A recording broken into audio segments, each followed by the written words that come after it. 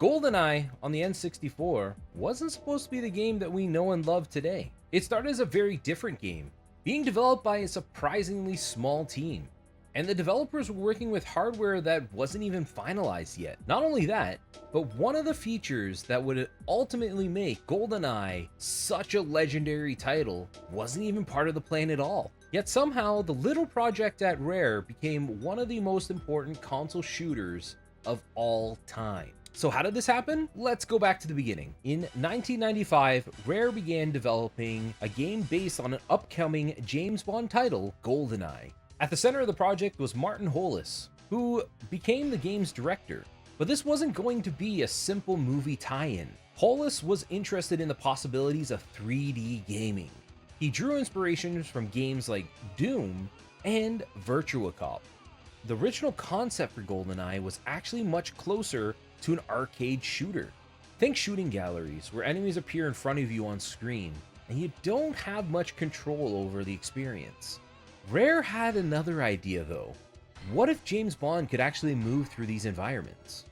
What if the player wasn't just watching Bond's story unfold, but was actually controlling him in a living 3D world? That question wouldn't change the entirety of the project, but the timing could have been more difficult.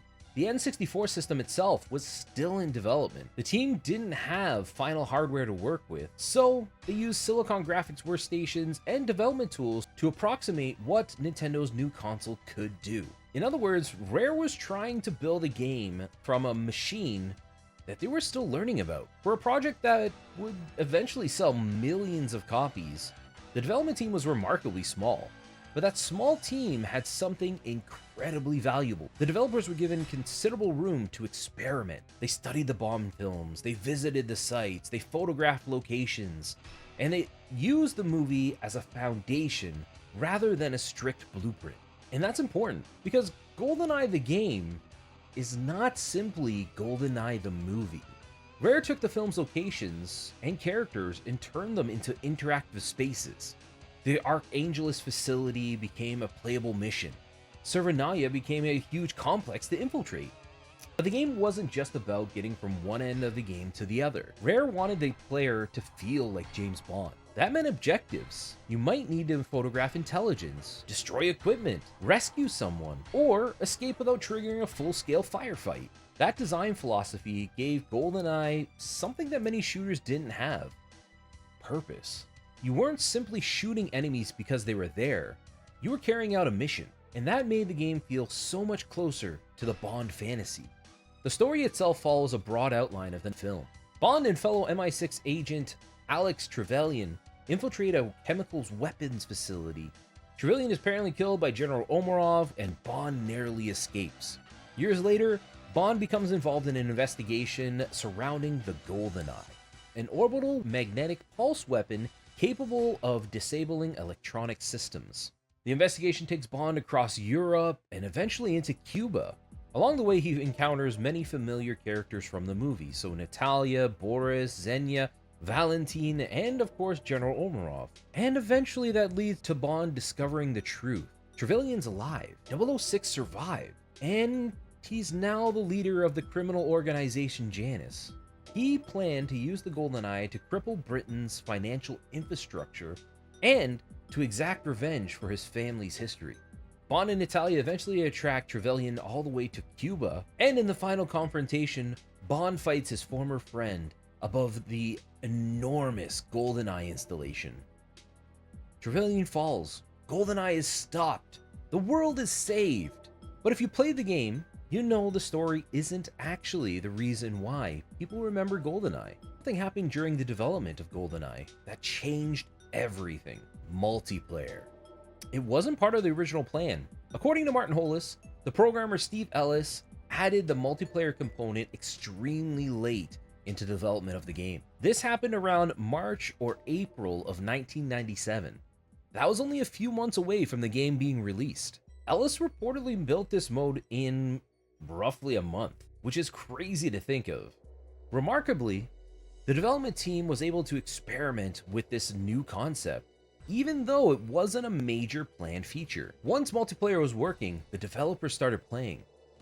and they couldn't stop playing. They realized that GoldenEye had accidentally become something way bigger than a single-player Bond game. 4 players could now occupy the same environment. Everyone had their own screen. Everyone had their own weapons. Everyone had the ability to ruin somebody's afternoon. And yet, they kept coming back for more. The multiplayer maps are largely based on the environment created in the single-player game. You had the facility, the complex, the archives, temple, basement. These levels weren't designed from the ground up as just multiplayer competitive arenas. They were places from the Bond world that just happened to work incredibly well. The simplicity became part of the magic. There was no elaborate matchmaking, there was no online progression, there was no enormous weapon roster. You just plugged in the controllers, chose a map, picked your weapons, and started shooting. And for a generation of N64 owners, that was enough. The movie had come out in 1995, and the game wouldn't be released until August of 1997. For a full movie tie-in, that was unusually late. But that delay gave Rare something most licensed games didn't have: time. Time to experiment, time to refine the controls, time to expand the levels, and time to turn what began as an arcade-inspired shooter into something much more ambitious. When it released, GoldenEye was met with enormous critical and commercial success. The game eventually sold more than 8 million copies, making it one of Nintendo's best-selling games ever. But its importance wasn't just about its sales. GoldenEye proved that first-person shooters could work on a console. PC had already established this genre with games like Doom and Quake, but GoldenEye brought these ideas to the living room in a way that felt natural. The analog stick providing more degrees of motion, the C buttons adding for more functionality, the aiming system which allowed for more precision. Mission objectives gave levels purpose. Enemy AI made opponents feel more responsive. Multiplayer turned the whole game into a social experiment. Playing on your couch at home after school with your friends, in your dorm during college in between classes, in the boardroom just taking a break with your colleagues. Everybody was playing GoldenEye multiplayer, and that is the legacy that is left behind by this game. Even the game's technical limitations helped shape its identity. Rare had to be extremely careful with the N64's processing and memory limitations. Dark environments could reduce what was needed to be rendered. Levels were designed around what the hardware could reasonably handle, and the developers constantly looked for new ways to squeeze out the most performance out of the system. Those limitations of the console are what created GoldenEye's atmosphere. Dark corridors, heavy shadows, snow-covered military facilities. It all became the game's visual identity. And there's the little fun details that you can find in the game. The Klob, one of the game's most infamous weapons, which was actually named after Nintendo's Ken Lob. David Doak himself, one of the programmers, appears in the game as Dr. Doak. These little touches reveal something important about the people making GoldenEye. They were having fun. Even while dealing with the enormous production and technical challenges of building the game, they were enjoying what they were doing, creating, having fun, and wanting to share that experience with so many others. But what had started as a small experimental project became one of Rare's biggest undertakings. The developers were pushing hardware that just became available to them, and they got it done. The result was something nobody could have predicted when the development of the game began. A game based on a James Bond movie became one of the defining games of the Nintendo 64. A relatively small upcoming team created a sophisticated first-person shooter on console, and it worked. And a multiplayer mode that wasn't even supposed to exist became one of the game's defining features. It was a movie tie-in that arrived 2 years after the film's release, and it became a game that outlived the original movie's hype. More often than not, when you mention GoldenEye, most people won't think of GoldenEye the movie, they'll think of GoldenEye on the N64. The legacy of GoldenEye continued through the people who made it. Rare would later follow GoldenEye with Perfect Dark, taking many of the ideas from GoldenEye and pushing them even further. And as years went by, the influence of GoldenEye could be seen in many first-person shooter games on the console. It revolutionized the genre and made it accessible to a group of gamers that previously didn't have access to.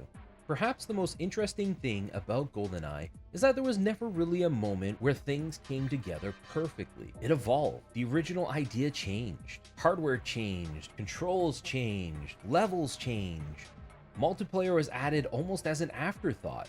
The developers kept experimenting until they found something that worked. And sometimes that's how the greatest games are made. Not from a perfect plan, but from a group of talented people willing to keep asking, what if we tried this? Or what if we did this? GoldenEye started as a James Bond movie tie-in, but it became a game that defined an era. And for anyone who grew up sitting around an N64 with their friends, you probably need anybody to tell you that.